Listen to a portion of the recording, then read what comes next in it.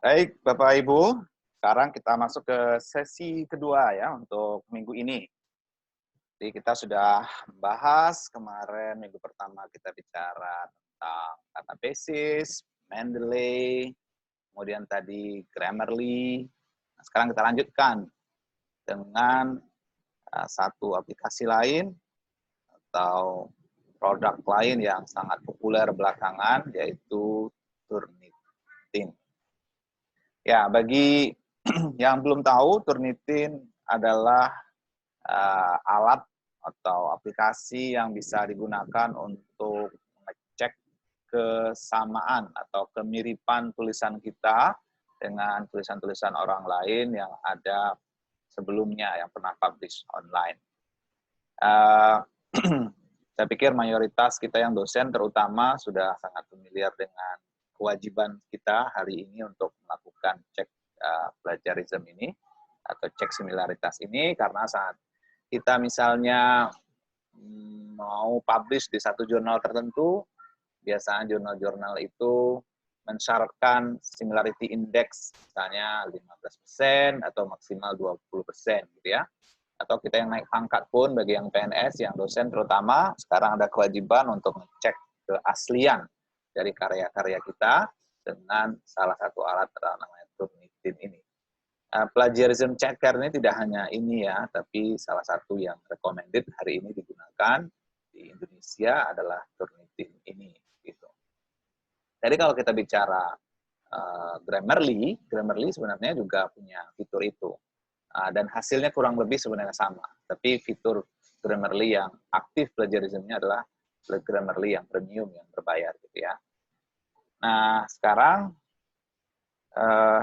kita bahas spesifik tentang Turnitin ini. Ya, Bapak. Ya, ini misalnya salah satu contoh yang hasil sebuah jurnal yang sudah dicek melalui Turnitin. Nanti ada indeksnya nih 13%, ya. Apa maksudnya indeks 13% ini? Bahwa menurut Turnitin setelah melakukan screening gitu ya, kesamaan jurnal ini atau tulisan ini hanya 13% dengan orang lain. Nah, ini sumber-sumber detailnya ada di sini, 2% mirip dengan sumber yang satu ini, dan lain-lain dari berbagai sumber di bawahnya gitu ya. Nah, kalau 13% itu biasanya itu dianggap similarity yang rendah gitu ya. Similarity yang rendah, biasanya 13 ini aman gitu ya. Namun, contoh yang berikutnya, ini 43%. Nah, kalau 43%, itu biasanya diminta lagi untuk diturunkan similaritas indeksnya. Nah, saat kita wajib menurunkan inilah perlunya kita melakukan paraphrasing gitu ya. Walaupun demikian, perlu diingat bahwa saat kita bekerja atau menggunakan Turnitin, ketika satu artikel itu similar, itu sebenarnya tidak otomatis dianggap plagiat gitu ya.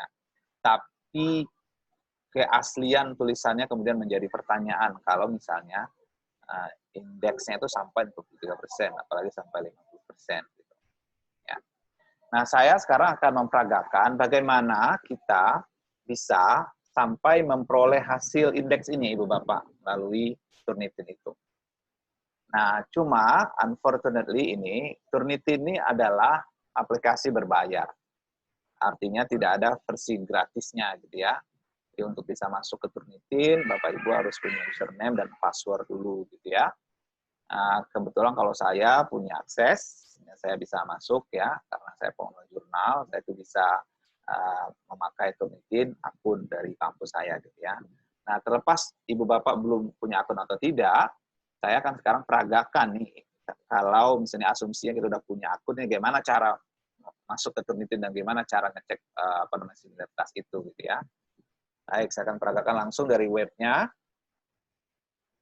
Oke, ini webnya. Langsung aja Turnitin juga langsung keluar deh tuh. Turnitin ya ini. Yang di atas nih. Turnitin.com ya. Nah, karena saya sekali lagi sudah punya akun, itu langsung kelihatan ya, username sama password saya di sini gitu. Nah, kalau belum nanti tentu harus membeli izin gitu ya. Nah, silakan ditanya ke lembaga masing-masing, kabarnya ini cukup mahal gitu ya untuk perlengkapan Turnitin ini. Baik, sekarang asumsi kita udah punya username kayak saya, kemudian punya password, kemudian login.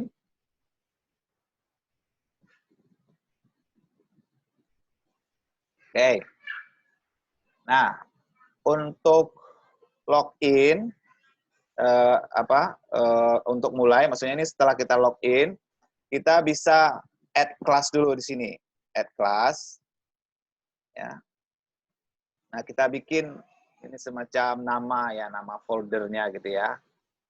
Ya, misalnya, ini saya tambahkan misalnya, ini class type-nya standar aja, class name-nya misalnya latihan atau inilah online workshop ya untuk kelas kita ya. Nah, nanti nama kelas ini tergantung kebutuhan Ibu Bapak. Kalau Ibu pengelola jurnal, mungkin disebut dibikin nama jurnalnya. Kalau Ibu Bapak untuk ngecek tugas mahasiswa semester 1, semester 1, atau namanya nama mata kuliah, terserah gitu ya. Kemudian enrollment key ini kita tuh sebagai lecturer gitu ya. Pilih sebagai lecturer, subject area ini sesuai dengan bidang kita. Ya, kalau saya misalnya foreign language gitu kan. Student level pilihannya di sini, undergrad atau graduate gitu ya, atau postgraduate ya, atau career and technical. Ini pilihan jenis mahasiswa kita nih ya. Ya, misalnya saya ambil ini career ya, career and technical. Kelas start date mulai sekarang 3 Mei. Kita mau berakhir kapan? Ini sesuai kebutuhan aja. Ini saya biarkan aja 4 November 2020 kita submit. Oke. Berarti kita udah punya semacam satu section. Nah, ini sebagai lecturer ya di Turnitin itu untuk bekerja. Sehingga nanti kita punya section ini misalnya kalau saya mau ngecek tesis mahasiswa saya masuk ke tesis writing ini. Ya, folder saya. Sehingga ini ada 8 mahasiswa yang sudah saya cek, bisa kelihatan di sini ya. Nah, bisa di view ini siapa saja di situ yang sudah saya cek, ini nampak similarity index-nya, ini nama-namanya gitu ya. Oh, ini ada yang 89%, ini yang rendah 34% gitu ya. Nah, saya kembali lagi ke yang sebelumnya, ke home tadi itu. Jadi ini subsection tempat kita bekerja di Turnitin. Nah, sekarang saya ambil online workshop tadi ya, kelas yang sudah saya bikin, satu folder tertentu gitu ya. Jadi kelas di sana itu ini sama kayak nama folder Ibu Bapak. Nah, setelah itu kalau kita mau memeriksa satu artikel, kita bikin add assignment ya. Add assignment. Dan ini kita klik, kita tunggu. Ya. Ini lagi bekerja ya. Sebentar Ibu Bapak.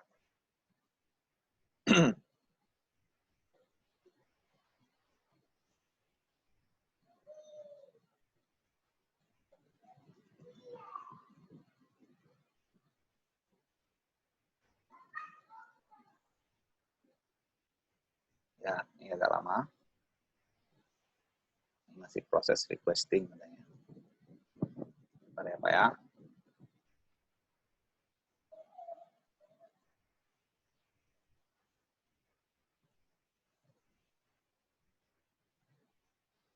Halo.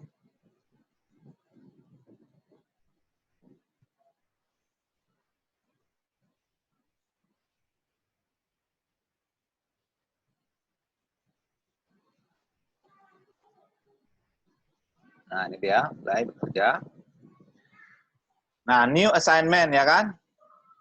Nah, misalnya kita bikin sini latihan misalnya kan. Latihan aja namanya. Allow any type, only file type. Ya, biarkan aja ini pilihan yang pertama saja.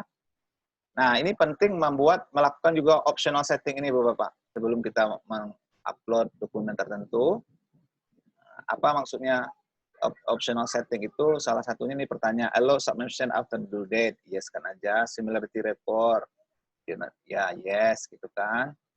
Kemudian exclude bibliographic material. Itu maksudnya kalau nanti kita mengecek kesamaan jurnal artikel biar indeksnya berkurang, baiknya kita yes-kan yang ini sehingga reference list-nya itu tidak dihitung similaritasnya oleh Turnitin. Karena kalau misalnya kita no kan ini, maka referen itu juga dihitung dan pasti bakal sama dengan yang orang-orang lain kan, karena itu judul buku, judul jurnal gitu kan. Kemudian exclude quoted material, ini kutipan langsung, itu biar nggak dihitung juga kita yes-kan. Karena kalau kutipan langsung itu kan harus mirip, persis sama dengan yang kita kutipkan. Kemudian small sources saya no kan, sumber-sumber kecil tetap bisa perlu dihitung gitu ya. Walaupun itu cuma small sources, saya hanya 1%, tetap aja dihitung gitu ya. Kemudian allow student to see similarity report, ini no kan, karena kita nggak berhubungan dengan siswa gitu ya. Nah, ini juga no kan aja, enable translated matching data ini. Nah, yang paling penting Ibu Bapak, ini yang paling penting, jangan lupa di setting ya. Ini ada pilihannya ini, standar paper repository dan no repository.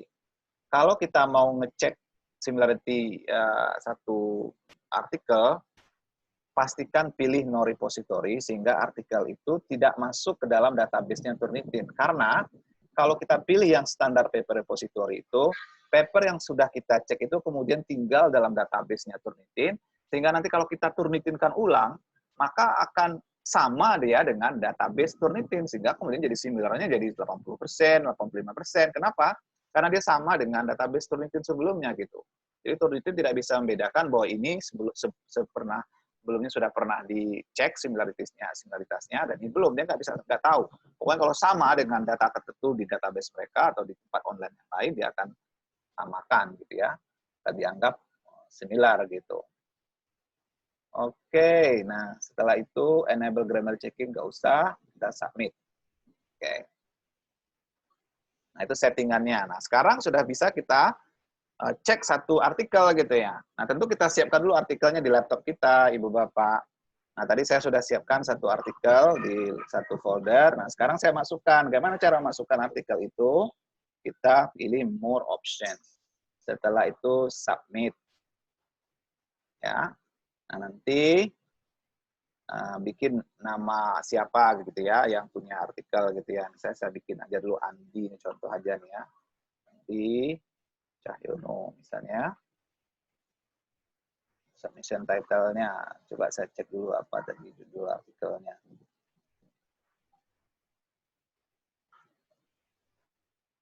Nah ini, the correlation between vocabulary mastery, ya ini bisa di copy paste ke dalam data di Turnitin tadi itu, copy paste aja di sini. Udah, kita ambil sekarang artikelnya dari komputer kan, ya, choose from this komputer gitu. Nah, saya tadi taruh di folder belajar ID. Mana dia? Nah ini proposal penelitian contoh ini. Dan saya open. Kemudian upload. Ya, upload. Nah setelah upload nanti Turnitin akan ngasih konfirmasi ke kita bahwa dia sudah terima dokumen kita atau belum ya. Kita tunggu dulu sampai dia ngasih bilang, oh dokumen Anda sudah kami terima gitu.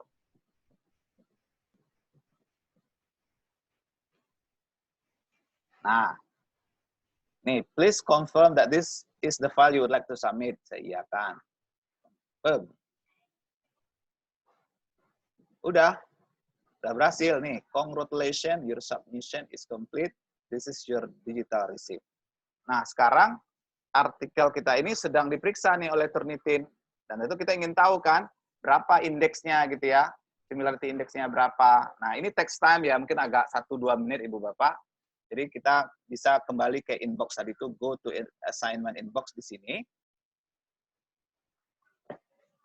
Nah, ini dia kan, the correlation between vocabulary mastery. Dan dia belum langsung muncul. Jadi kita tunggu dulu agak 2 menit gitu ya. Agak 2 menit, nah nanti kita balik ke situ. Kita bisa ngerjakan yang lain-lain dulu. Bisa pergi ke home, ya kan. Home. Nah, ini sambil lihat-lihat yang pernah saya kerjakan. Misalnya, ini kelas education research saya. Nah, bisa lihat di sana hasil ini dari 34 mahasiswa ya. Bisa kita view berapa orang, berapa tingkat similarity masing-masing. Ya, ini mulai dari yang terkecil ini 3%, sampai nanti ada yang Kalau perhatikan ya sebelah di bagian belakang ini ada yang 80% ya. Nah, dicepatkan aja karena ada nama mahasiswanya di situ. Oke. Ya, jadi sekitar 1-2 menit ditunggu gitu ya. Nah, setelah itu Ibu Bapak bisa balik lagi ke tadi apa nama foldernya tadi? Online workshop ya, online workshop. Ya kan? Nah, setelah itu kita view, mudah-mudahan sudah nampak ininya hasil checking dari Turnitinnya gitu. Kita view, klik. Oke. Wow. 99%. My God. Ya, kita klik lah. Nah, sebentar dulu. Untuk kemudian tahu detailnya 99% ini dari mana aja kesamaannya itu. Jadi ini ada dua kemungkinan Ibu Bapak. Artikel ini atau proposal ini sudah pernah diturnitinkan sebelumnya. Misalnya ini kan saya ambil dari proposal mahasiswa saya ya sebelumnya. Bisa saja dia sudah pernah menturnitinkan. Atau gimana kita cek di mana miripnya, nanti bisa di-trace gitu ya. Kita klik di sini 99%.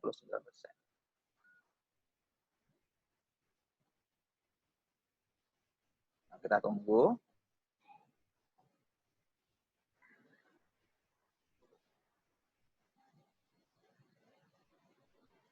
Nah, ini sudah nampak 99%-nya. Nah, ini hasilnya merahnya, jadi kelihatan nih. Ini satu nih dari mana gitu ya. Nah, bisa kita breakdown. Match overview, kita klik, itu 99% itu kita klik. Nah, 63% itu sama dengan data di Universitas Riau. Coba kita detailkan. Ya, Universitas Riau. Dan judulnya The Correlation Between bla bla bla bla bla. Ya, ini sangat mungkin ini karena ini sudah pernah diturnitinkan sebelumnya dan yang menturnitinkan tidak melakukan settingan yang tadi gitu ya Ibu Bapak. Ya. Tapi at least poinnya adalah bahwa kita sekarang sudah tahu bahwa 63% dari 99% itu mirip dengan satu dokumen di Universitas Riau.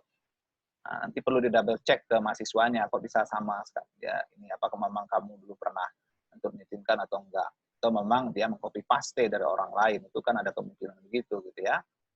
Kemudian pada saat yang sama ada 13% mirip dengan dokumen di Universitas Muria Kudus gitu. Kemudian di bawahnya juga ada keterangan nih 8% ada mirip dengan dokumen di IAIN Surakarta. Jadi kita bisa tahu, kita bisa bilang sama mahasiswanya, kamu nggak bisa copy paste begitu. Ini buktinya Turnitin similarnya tinggi sekali gitu ya. Ya mohon maaf ada suara anak saya di belakang Pak dia lagi main. Oke. Nah, kalau nanti kita ingin mendapatkan laporan atau print out dari Turnitin ini, nah caranya klik yang download ini tanda panah, yang tanda panah kemarin klik download. Kemudian download itu ada 3 pilihan, current view, digital receipt, originally submitted file. Nah kita pilih yang current view biar kelihatan persentasenya itu, ya persentase.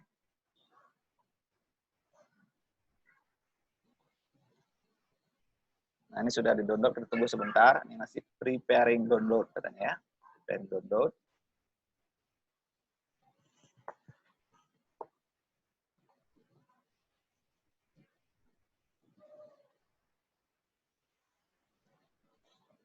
Nah, ini dia hasilnya. Ini sudah terdownload, tinggal setengah menit lagi, tunggu sebentar. Selesai dulu proses downloadnya.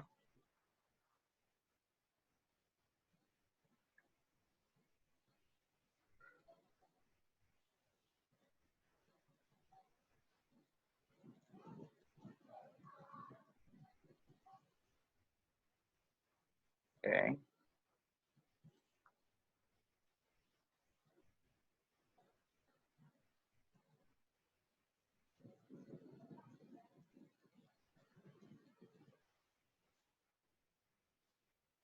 Yes, dan nah, kita buka.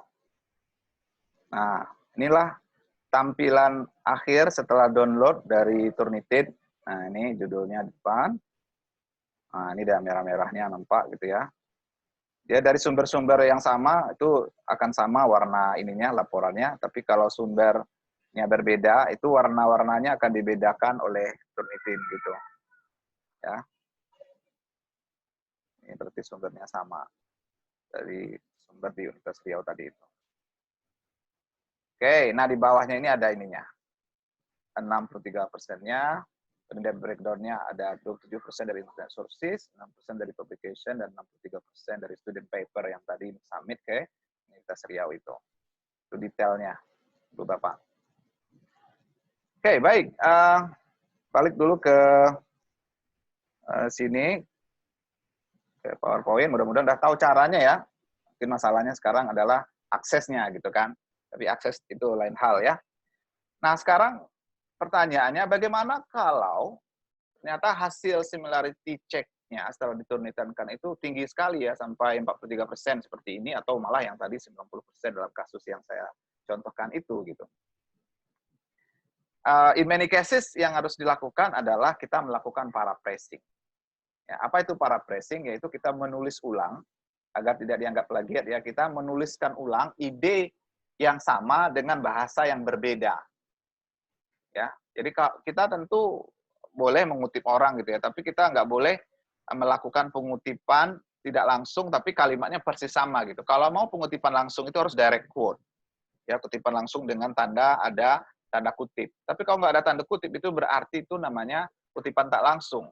Nah, banyak orang yang melakukan kutipan langsung sebenarnya, tapi dengan cara kutipan tidak langsung, maka dianggap plagiat. Padahal referennya itu disebut gitu ya. Kalau sebab itulah kita harus belajar cara memparaphrase. Ya. Jadi again, kalau lebih dari 20%, in many cases kita akan diminta untuk memparaphrase. Kalau kita terbitkan di jurnal, ini suruh menurunkan similarity-nya. Atau saya kadang membantu mahasiswa S3, sedang kuliah di luar negeri, similarity check-nya mungkin masih 30%, diminta oleh pembimbingnya 20%. Maka saya harus bantu memparaphrase-nya gitu ya. Nah, itu tentu membutuhkan skill atau kemampuan bahasa Inggris yang baik melakukan paraphrase itu. Nah, ada nggak caranya, Pak? Misalnya kita juga bisa melakukan paraphrase walaupun mungkin bahasa Inggris kita sangat terbatas gitu ya. Nah, ini ada alternatif Ibu Bapak. Ya. Selain memang pergi ke professional provider, coba Anda pergi ke web ini. Ya, ada quillbot.com, ada paraphraseonline.com. Ini in some ways walaupun nggak begitu saya sarankan ya, tapi bolehlah untuk 2-3 paragraf yang kita perlu paraphrase cepat ya, kita gunakan ini. Nah, saya akan peragakan sekarang menggunakan Quillbot ini ya. Ya, saya akan peragakan, tunggu sebentar. Jadi klik web itu. Kemudian nanti kita siapkan paragraf yang akan kita paraphrase gitu ya. Nah, saya siapkan dulu paragrafnya. Ya, ini ada 2 dokumen tadi ya.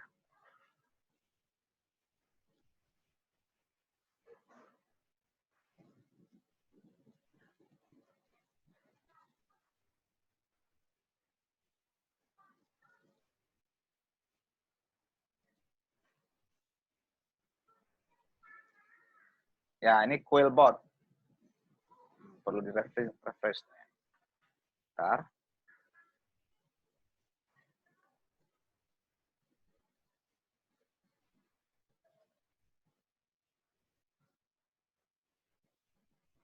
Atau saya kerja di Chrome aja.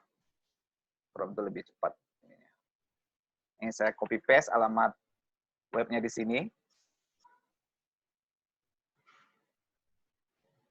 Here we go, reading libraries.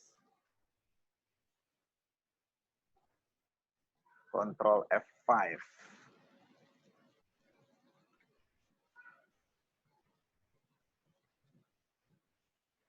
Masalah jaringan sepertinya.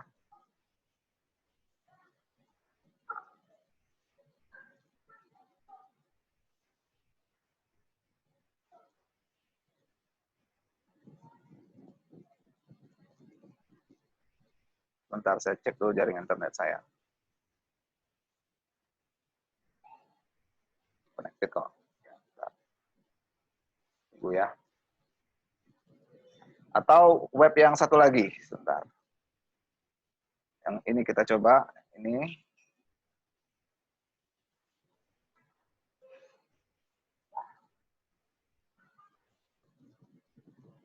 Coba copy yang ini.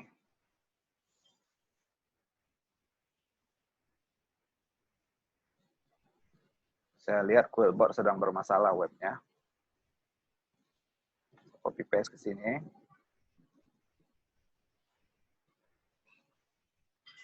Nah, ini dia, parapressonline.com. Jadi, nanti Anda, Bapak Ibu, copy, paste teks yang sudah disiapkan tadi yang mau diparapress. Misalnya, kita mau memparapress satu paragraf. Misalnya ini ya. Bentar.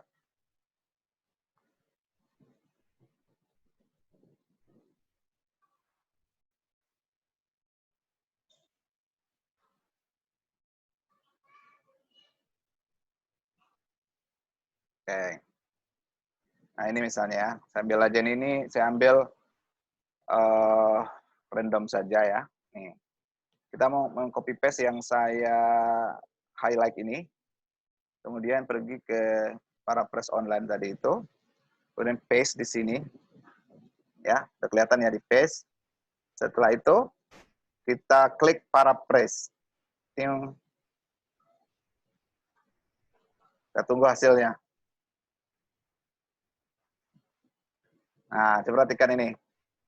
Kalau ini kan, nevertheless, speaking is a difficult skill to be mastered by EFL learner because speaking combine the part of writing and listening. Kalau ini katanya, in any case, talking may be troublesome expertise to be aced by EFL learner. Ya, jadi dia gantinya speaking dengan talking. Kemudian difficult diganti dengan troublesome. Kan mirip-mirip maknanya kan. Kemudian to be master diganti dengan expertise gitu ya. Ya, memang bahasanya belum begitu bagus ya menurut sense bahasa Inggris saya gitu ya. Tapi at least ini dia bisa merubah secara otomatis kalimat-kalimat yang ada ya dan dengan menyebutnya atau mengekspresikan dengan kalimat yang lain yang maknanya kurang lebih mirip gitu ya. Oke, itu satu web yang bisa Ibu Bapak gunakan. Ya, tapi sebelumnya saya lebih banyak bukan lebih banyak sih, tapi saya lebih suka hasil dari Quillbot. Karena kalau saya parapressnya memang parapress sendiri gitu ya. Saya hanya ngasih tahu ke Ibu Bapak bahwa ada beberapa web tertentu yang bisa membantu kita melakukan parapress. Tapi ya saya rekomen kalau yang bahasa Inggrisnya bagus tentu memparapress sendiri gitu ya. Nah kalau memang sama sekali nggak ini, kalau nggak pede ya terpaksa cari profesional proofreader gitu, ya kan? Dan ada banyak sekarang jasa ini ya. Ya, namun demikian poin dari presentasi saya ini bukanlah terkait proofreadingnya, tapi terkait penggunaan Turnitin-nya Ibu Bapak. Baik, I think demikian ya presentasi saya tentang dua topik kita hari ini, tadi Grammarly, kemudian sekarang Turnitin. Semoga membantu memperlancar proses penulisan artikel, proposal, atau tesis Ibu Bapak semua. Terima kasih telah mendengarkan. Sampai ketemu hari Sabtu dalam live discussion. Thank you. Assalamualaikum warahmatullahi wabarakatuh.